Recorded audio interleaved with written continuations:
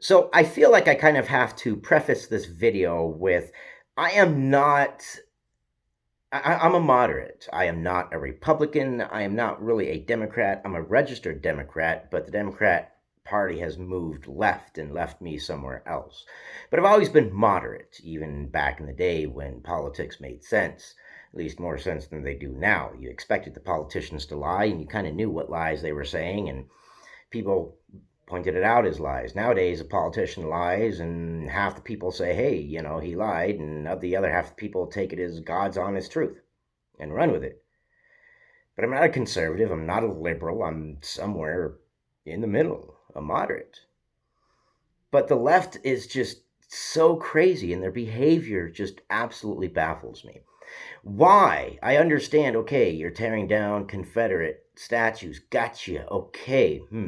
Well, it's part of history, and we really shouldn't be destroying history. We should be learning from history. It's something that happened. It's something we should be aware of. But okay, all right. Okay, all right. But the Emancipation Memorial statue, that was paid for by freed black slaves. They paid for that. I mean, how much of a spit in the face of your own movement, you know? And then, not only that, Frederick Douglass, holy crap. That guy was the epitome of what you guys are protesting. Frederick Douglass was an abolitionist. He actually worked with Harriet Tubman, getting slaves to freedom, risking his life. He worked with Harriet frickin' Tubman. The statue was erected in a spot that was really close to where the Underground Railroad ran, but I would almost believe that most of the left doesn't even know what the Underground Railroad was, so I'll explain. Harriet Tubman and Frederick Douglass helped get slaves from the South and through the Underground Railroad. It wasn't a real Underground Railroad, but it was a series of safe houses and places that they could hide out while they're being transported to the North to freedom. And he tore down his statue. I mean, my God, he gave a speech in 1852, July 5th, the day after the 4th of July, and he said, what to a slave is the 4th of July? If this guy didn't epitomize your view, then I don't know what does. And yes, someone on the left is saying, oh, well, we think maybe it's retaliation by someone on the right. No, it was the left. I don't see any evidence anywhere of anybody on the right, anywhere, anytime, any place during this whole dang forming of the ranks, pre-Civil War type crap, which is what it seems like. It seems like we're forming ranks. It seems like we're solidifying the two bases.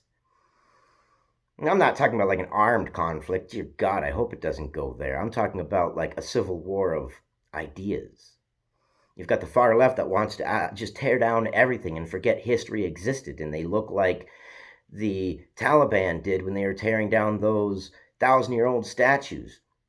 No, it was the left, because the left didn't care. They looked, they said, hey, there's a statue that was someone that had something to do with the United States because they erected a statue, so let's go tear it down. They didn't do their history. They didn't do their research. They had no clue what they were tearing down. They didn't have any inkling, which should be a precursor for everybody to realize on the left that if you're of the left will come for you, because the left eats its own. That's what they do. They are cannibals. They are a bunch of zombies. And eventually the zombies will turn on you. That's what they do. They don't think. They don't even know their history. They saw Abraham Lincoln. They didn't research and look up and be like, holy crap, this was paid for by free black slaves.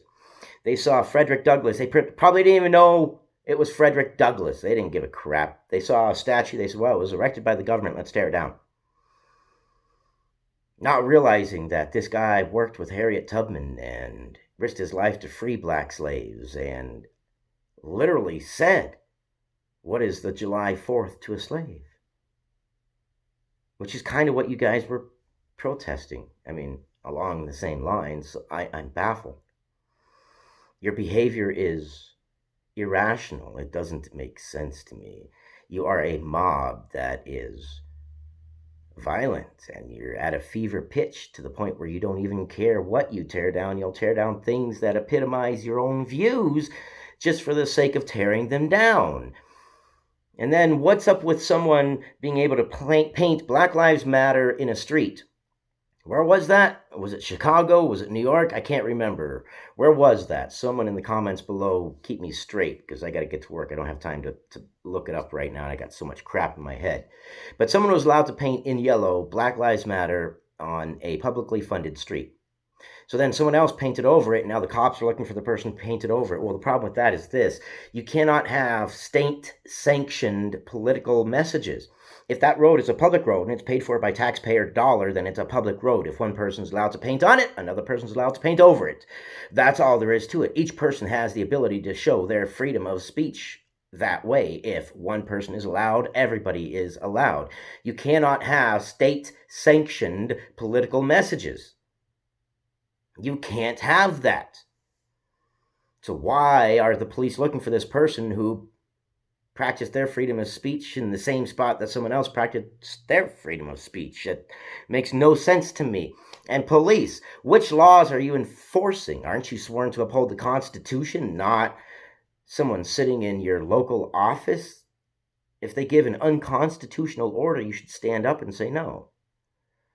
If one person's allowed to paint in the street and it's a public street, then everybody's allowed to paint in the street, regardless of whether it goes over your painting or not. Maybe your fifis are hurt and your feelings are, feeling bad, but that doesn't matter. It's freedom of speech. Equality is equality is equality is equality. We can't have rules for thee and not for me. That's not the way it works. And speaking of rules for me and not for thee, YouTube, what the hell? Brie Larson. Her first day, she didn't have to get 1,000 subscribers to get monetized. As soon as she made a YouTube channel, she's monetized and in recommended, and yeah.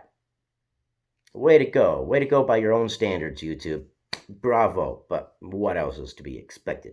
Anyways, I love you guys. You guys take care. I'm going to go get my ass kicked at work. I love you guys. I do. I'm going to try to keep you informed to the best of my ability. But good God, you got to read past the headlines and do your own research. You guys are important. You guys are valuable. Our rights, they're intertwined. Your rights and my rights and your neighbor's rights and the person 1,000 miles away that you don't even know. All of our rights are intertwined. And if we can't talk about this shit, then what the hell are we doing? We're going to lose our rights. Anyways, think. I love you guys. I'll see you on the next one.